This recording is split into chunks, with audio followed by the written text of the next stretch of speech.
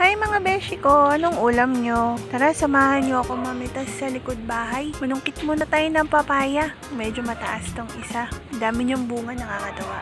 Meron namang mas mababa, pero gusto ko sanang mahinugan muna yun. Ito kasing puno na to, nahinugan na eh. Gusto ko lang talagang mahirapan. Uy, ayun na nga, nahulog na. Mamitas na nga din tayo ng dahon ng sili.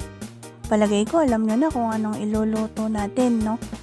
Nakakatawa tong sili, ang daming maliliit na bunga, tsaka ang kapal ng dahon niya. Kaso nga lang tinigilan ko na kasi may kumagat sa akin, napakasakit.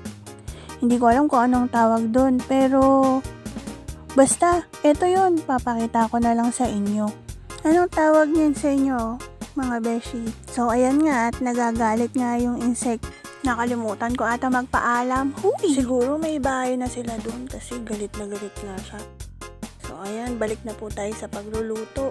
Handa na lang po natin yung mga gagamitin natin. Binalatan ko na nga lang po yung papaya at saka hiniwan ng maliliit.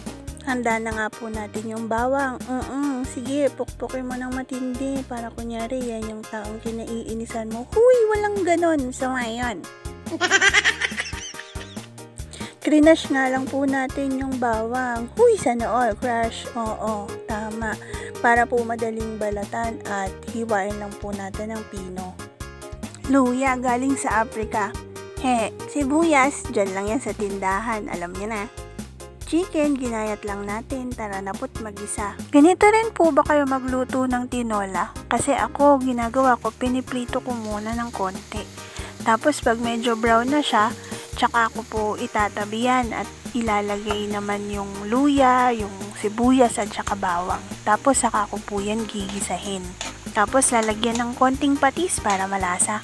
Tapos yun, halu-haluin nga lang po natin yun ng sama-sama para masarap. At hayaan lang po natin mag-simmer ng ilang minuto. Uy, simmer!